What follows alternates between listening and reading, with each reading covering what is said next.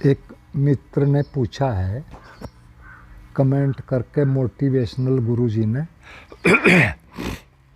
कि आपने सजगता का जिक्र किया है एक पीछे वीडियो में, तो थोड़ा कृपया से समझाएं कि सजगता का अर्थ क्या होता है, थोड़ा ऐसे और डिटेल में बताएं। तो सजगता का शाब्दिक अर्थ है एक तरह से जागरण का सातत्य, लगातार जागे रहना, अवेयर रहना। और फिर यहाँ समझ में एक बात आती है, क्वेश्चन पैदा होता है कि किसके प्रति। तो अपने चारों तरफ जो भी कुछ घट रहा है, सूक्ष्म तल पे, स्थूल तल पे, कोई भी घटना घट रही है किसी भी तरह की, उस सब के प्रति अवेयर, उसका पता होना मात्र। सवाल ये नहीं उसमें क्या करना है। तो ये एक तरह से सजगता का अर्थ है। और ये शब्द साधना में प्रयोग होता है, जनरली साधकों के लिए होता है। ये कोई सुबह उठ कर जागने वाला जागरण तो है नहीं, हालांकि सुबह भी हम जागते हैं। रात का जो सौपनों का जगत है, हमारे शरीर का, मन का, सारा, उससे हटकर सुबह के प्रति एक तरह से सजग होते हैं। एक नया जीवन शुरू होता है रोजाना। तो एक तरह से वो तो नहीं है, लेकिन फिर भी सजगता का अर्थ है अपने सब कुछ के प्रति जागे हुए होना, मन के प्रति जागे हुए होना। और यदि दूसरे शब्दों में देखते तो ये जो सजगता है ना, एक तरह से ये मुक्ति की एक प्रारंभिक अवस्था है। जितने सजग हो गए उतने ही मुक्त हो गए। मुक्ति यहाँ से शुरू हो गई, जागरण शुरू हो गया।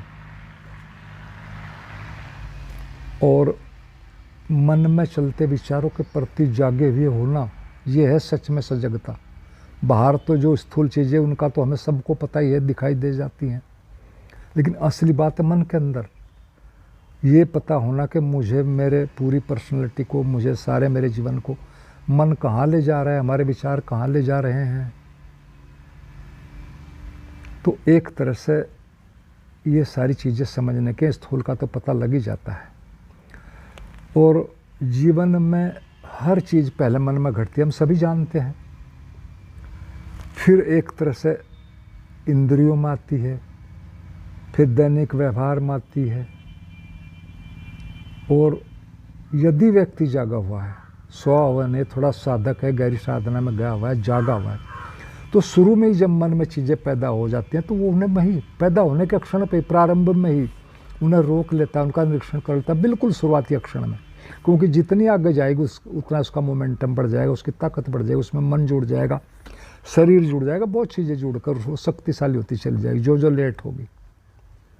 तो जागृत व्यक्ति तो वही है, तो रोक देता है, बदल देता है, लेकिन जनरली ऐसा नहीं हो जाता। और फिर धीरे धीरे इसी प्रक्रिया में मन तो चलता ही रहता है। जो भी विचार भीतर ज़्यादा चलते हैं, सघनता से चलते हैं, बार बार चलते हैं, वैसा ही फिर हमारा एक तरह से कर्म बन जाते हैं, जीवन व्यवहार सब बन जाता है। फिर वैसा ही हमारा भविष्य आता है उन्हीं के हिसाब से, हम सब जानते हैं। और उसी के हिसाब से फिर सारा कर्म फल आते हैं। ये जो सिद्धांत है एक तरह से एक कर्म फल वाला, जैसा सोचोगे, जैसा विचारोगे, वैसा ही जीवन बनेगा, वैसे ही भविष्य बनेगा।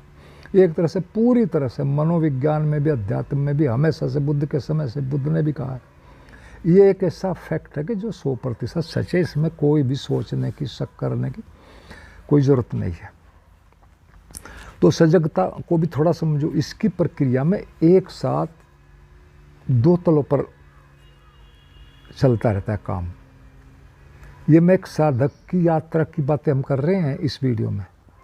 जब साधक के सामने ये चीज़ आती हैं तो अंदर दो तलों पर काम चलता है। एक तल है मन की पुरानी आदतों का तल, यानी जो पुरानी आदतें बनी हुई हैं उनका प्रभाव है। और उसका बड़ा सिस्टम होता है कि कभी भी कुछ भी चल जाना, आदतों का इतनी मजबूती है, उनका प्रभाव, उनकी शक्ति है, वो कभी भी कुछ भी चल जाता है। मन में वहाँ रोकने टोकने वाला कोई है ही नहीं है, क्योंकि हम सजग ही नहीं हैं। एक तो ये तल होता है, और एक दूसरा तल होता है जो साधना से पैदा हो जाता है, साधक की ध्यान से या एकाग्रता से आवा हुआ तल होता है, होश का तल कहो, निरीक्षण कर्ता का तल कहो। और मज़ा ये है कि ये दोनों मन के ही तल है। ये जो जागा हुआ अभी तल है 100% से पहले का, ये भी मन का ही तल है। यानी दोनों तलों पर, मन तो दो तलों पर काम करता है। तो अभी जो होश आई है थोड़ी बहुत, ये भी एक तरह से मन का ही सुधरा हुआ रूप है। कुछ थोड़ा सा विकसित है, कुछ अवेयर है, कुछ ज़्यादा चीज़ें देख रहा है। और मन का एक अस्तित्वगत गुण है। हम जानते हैं कि वो एक साथ दो चीज़ों पर या दो तलों पर एक साथ नहीं रह सकता, दो तलों पर काम नहीं कर सकता। हालांकि हम इसे पकड़ नहीं पाते, हम समझते हैं कि हम 2-3 जगह एक बार काम कर रहे हैं। सभी को यह वहम रहता है, लेकिन हम इसे कॉन्शियसली कभी समझ नहीं पाते। जो भी थोड़ा गहरे जाते हैं उनकी समझ में सारी बातें आ जाती हैं। बस इतना ही है, इसको ना समझ पाने का कारण कि हम अवेयर नहीं हैं, और वहाँ पर एक विचार से दूसरे विचार में जाने में बहुत कम समय लगता है, उसको हम पकड़ नहीं पाते। बस इतना ही है, विचारों का शिफ्टिंग एक चीज़ से दूसरी पर अति जल्दी हो जाता है, उसको हम पकड़ नहीं पाते।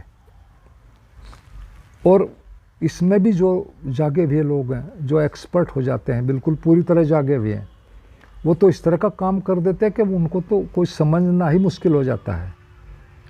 इतनी जल्दी बदल देते हैं। हमें तो फिर भी कुछ समय लगता है।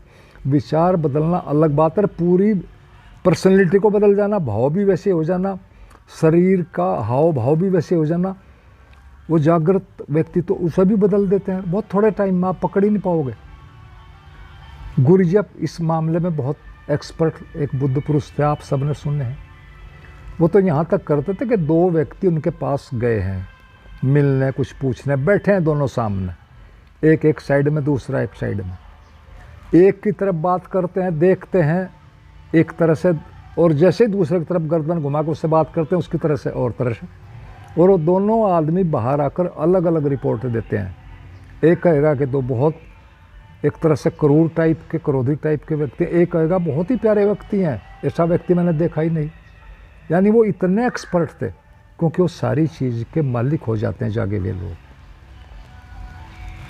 और इसी के साथ, सजगता के साथ ही हमारा होश बढ़ने लगता है, अस्थायित्व बढ़ने लगता है। जो जो हम सजग रहते हैं सभी चीज़ों पर, तो फिर जो जो ये बढ़ती है सजगता, तब हमें एक तरह से एक अंतराल, चीज़ों में, विचारों में, बाहर भी जीवन में, सभी चीज़ें थोड़ा धीरे धीरे साफ होने लगती हैं।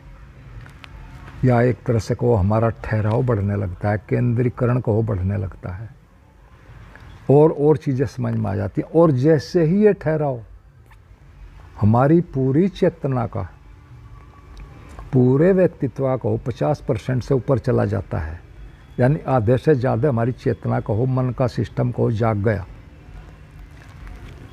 तो एक तरह से जो मन का प्रवाह है, शक्ति है, या जो उसकी ताकत है, मोमेंटम उसकी, और शरीर की, उसकी आदतों की बनी हुई, हमारा जागरण, हमारा केंद्रीकरण, हमारा ठहराव उससे थोड़ा ज़्यादा शक्तिशाली हो जाता है अगर हम 50 से ऊपर चले गए। और फिर मन जो है एक तरह से हमारी आदतों का, हमारे एक तरह से विचारों का, हमारी बात को सहजता से मानने लगता है। अभी तक उल्टा है, अभी हम मान रहे हैं, हमें पता ही नहीं, जो भी वहाँ आता है हम उसी को सही मानकर उसको कर लेते हैं। और यहीं से असली जागरण एक तरह से 50 के बाद ही शुरू होता है। वहाँ तक कुछ नहीं है, वहाँ तक सब क्षणिक मामला है। और अब तक की जो एक तरह से सारी साधना की जद्दोजहद होती है, चाहे वो किसी की भी तरह की साधना है, वो सारी 50% तक तो एक तरह से जद्दोजहद ही है, किसी तरह से करो। और उसके बाद ही असली जागरण शुरू होता है, क्योंकि आप कुछ कर सकते हैं, आपके पास शक्ति है 50 से ज़्यादा। जैसा आपको देखा होगा शेयर मार्केट से जो लोग परिचित हैं, जिसके 50% से शेयर हैं उसी की बात चलती है। और यहाँ तो जीवन में तो सारा ही शक्ति का खेल हम सब जानते हैं। कहीं भी जाओ, किसी फील्ड में जाओ, धन के जगत में जाओगे, जो बड़ा धनी छोटे धनी उसका सम्मान करते हैं, उसके सामने झुकते हैं। बड़े पद वाला है, कोई छोटे पद वाले झुकते हैं। ठीक यही होश के जगत में भी है, साधना के जगत में भी है। जिसका होश बड़ा, मन उसका गुलाम। और उसी के फील्ड के जो साधक लोग हैं वो समझ जाएंगे कि सामने वाला कहाँ है। हर जगह शक्ति का खेल है। तो इस तरह से अब तक 50-51% तक सब जद्दोजहद भरी थी। जिससे कि एक तरह से हर हाल में सभी साधकों को गुजरना ही पड़ता है। जो असली साधक है उसे गुजरना ही पड़ेगा, कोई कहीं कुछ पकड़ कर रुका वो बात तो अलग है। और इस 50% से ऊपर की स्थिति का मतलब होता है कि मन, ये बात समझ में आने लगती है, मन मेरा ही एक कंपित रूप है, था, अब तक भी था, अब आधे से ज़्यादा चेतनता में आ गया है, जाग गया है, प्रौढ़ हो गया है, उसमें आत्मा का गुण आ गए हैं, ये हमें साफ पता चलता है, अस्थायित्व आ गया है। और एक बात और ध्यान रखना, अक्सर हमारे मन में बार बार उठते हैं सभी साधकों के, और जनरल बातों में भी अध्यात्म की, कभी आपने सोचा कि मन दो जगह क्यों नहीं एक साथ करता? इतना तो हमें वैसे भी पता लग जाता है जो ज़्यादा गहराई में नहीं गए। इसलिए नहीं रुकता क्योंकि वो चेतना ही है, एक ही चीज़ है, चेतनता ही है, चेतन ही है, आत्मा ही है। वो एक साथ दो जगह रह नहीं सकता, या तो मन के रूम में रहेगा या चेतना के रूम में रहेगा, होश के रूम में रहेगा, बेहोशी के रूम में रहेगा, पुरानी आदतों में रहेगा या कुछ जागा हुआ रहेगा। तो वो दो जगह, क्योंकि वो दो है ही नहीं, हमारे ही दो रूप हैं। सच बात है, हमारे बहुत रूप हैं, हमारे होने के ही, हमारा सारा होना, शरीर, मन, इंद्रियां आदि सारी प्रक्रिया हमारे ही होने की, आत्मा ही के होने के को अनेक अनेक रूप हैं, अनेक अनेक ढंगया को, सारा उसका ही फैलाव है, उसी की मर्जी से सब चल रहा है। जब वो नहीं चाहेगी किसी भी कारण से नहीं रहेगा। तो ये सब कुछ अस्तित्व ने जो भी हमें दिया है, शरीर, मन, ये हमारे जागरण के लिए भेंट स्वरूप दिया है, हमारे विकसित होने के लिए। यहाँ शरीर अति जरूरी, सबसे पहले मन उससे भी ज़रूरी, और इन सब का हमें अपने लिए उपयोग करना है, क्योंकि इन सब में जो भी सुख दुख आता है उसको हम ही झेलते हैं, अंततः गहरे में हम ही झेलते हैं। और दुख ज़्यादा है, निगेटिविटी ज़्यादा है, जीवन जटिल है, ये कुछ इस तरह का सिस्टम है। आपने सुना होगा कि एक बात जनरली हम सभी सुनते हैं, और विशेषकर ओशो के सन्यासी, कि जागृत पुरुष दोबारा जन्म नहीं लेते, वे मुक्त हो जाते हैं आवागमन के चक्र से। लेकिन सच में ये आधी बात है। पूरी बात ये है कि वो मुक्त हो गए हैं और उन्हें अब इन सारे तामझाम की, इन चक्रों की, इन सारी प्रक्रियाओं की ज़रूरत ही नहीं रह गई है। जिसे महासुख मिल गया, वो कौन छोटे सुख में फिर आएगा? जिसे पूरी स्वतंत्रता मिलेगी, क्यों वो सीमित में रहेगा? किसी बैंड उसमें रहेगा, कमरे में, किसी जेल में रहेगा, क्यों रहेगा जिसे स्वतंत्रता मिल गई? ये मन का नियम है, सभी के मन का है, ये पूरे जगत का, सभी जीवधारियों के मन का है। और हम रोज़ देखते हैं इसे, हम समझते नहीं। ये कुछ ज़्यादा गहरी बातें नहीं, ये तो एक नियम है। हम सामान्य जीवन में अगर माचिस की तिल्ली भी जलाएंगे तो तिल्ली जलाते ही उसका काम हमने किया, उसको फेंक दिया, आप उसकी तरफ देखते भी नहीं। तो जिसे शरीर के, मन की सारी यूज कर लिया, जो उनसे उसे करना था, क्यों आएगा वो? क्यों इस चक्कर में पड़ेगा? तो एक तरह से ये सभी चीज़ें बिल्कुल साफ सुथरी हैं, इनको लोगों ने जटिल बना दिया है कुछ। तो हम फिर थोड़ी सजगता की प्रक्रिया पर आते हैं, जिस पर ये वीडियो है। मैंने अभी बता के दोनों तल मन के ही हैं, जो 50% से ऊपर वाला है एक वो तल, और एक सामान्य तल है कुछ सुधरा हो, यानी दोनों पर हमारा मन ही काम करता है, हम ही काम करते हैं।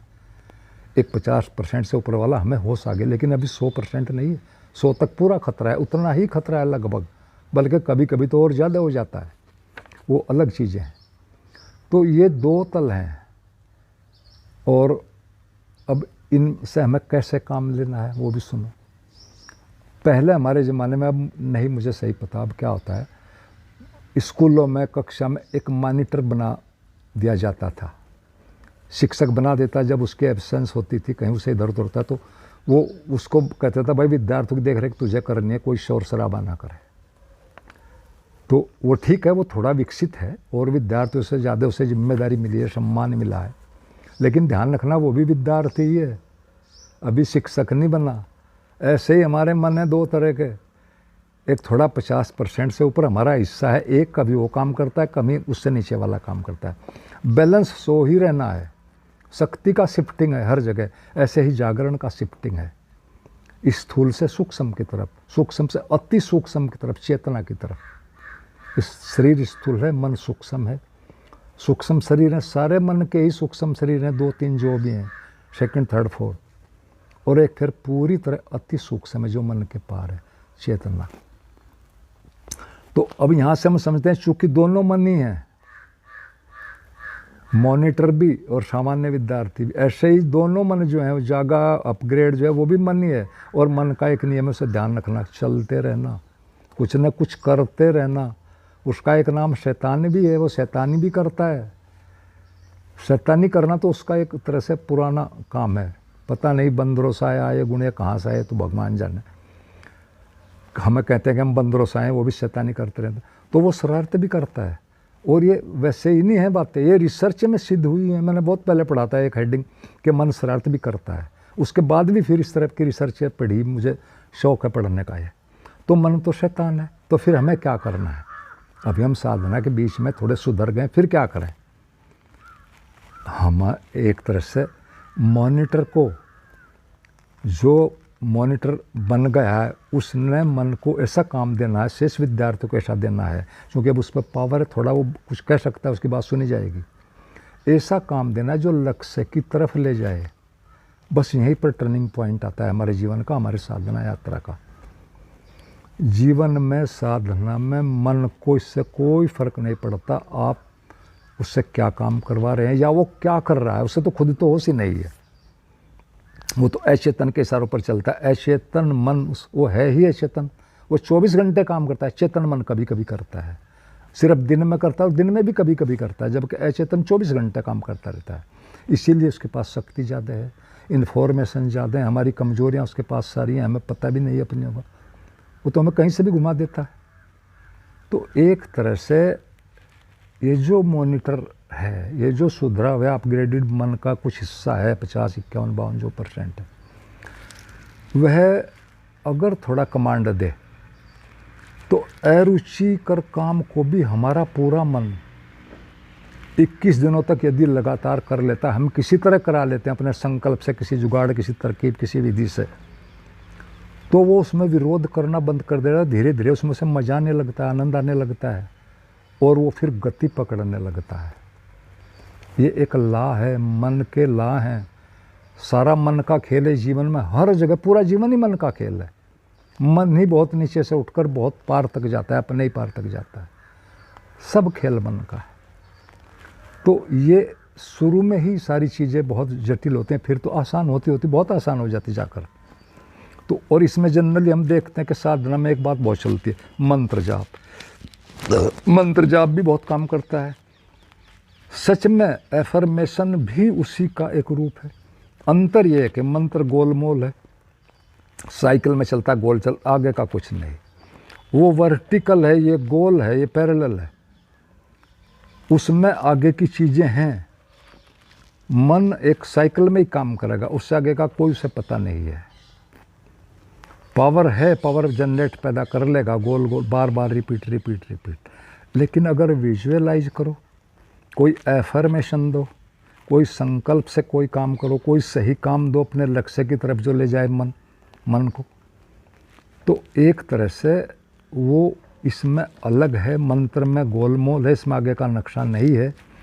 और दूसरे वाला जो है मन के जागरण वाला कहो, सजगता वाला जो, ये आखिर तक ले जाता है। ये शुरू वाला थोड़े तलों तक, थोड़ी दूर तक काम करता है, जबकि सजगता को अगर बढ़ाते जाएंगे, सजगता पर ध्यान रहेगा, ऑब्जर्वेशन पर, निरीक्षण पर ध्यान रहेगा, अपने निरीक्षण पर, तो वो पूरा का पूरा हमें मन के पार ही ले जा सकता है, ले जाता है, अंततः वही ले जाता है। तो ये थोड़ा सा ये अंदर के एक साधकों की बातें हमने सारी इसमें की है, ये सामान्य आदमियों के मतलब की ज़्यादा नहीं है। तो एक साधक को तो सारा मन के काम करने के ढंग को ही समझना है, उतनी उसकी साधना आसान हो जाएगी। जितना मन को समझ लेगा, मन की प्रक्रिया को समझ लेगा, उतना ही आसान सारा खेल। सच में तो ये इससे ज़्यादा आसान कोई काम ही नहीं, क्योंकि कहीं जाना है ही नहीं, थोड़ा बहुत समझना है सारी चीज़ों। जानने आने की कोई बात ही नहीं, बाहर तो बहुत काम करने पड़ते हैं, साधना में तो कुछ करने को है भी नहीं। सच में करने की बात ही अंदर शुरू में थोड़ी देर चलती है, थोड़ी दूर तक ज़रूरी है, वरना यहाँ करने धरने को कुछ है ही नहीं। क्या करना है यहाँ, किसका करना, कहाँ जाओगे करके?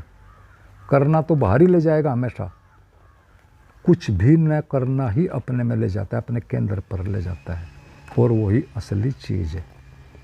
तो आप सबने सुना, बहुत बहुत धन्यवाद सभी मित्रों का, और अंत में सभी मित्रों को मेरा प्रणाम।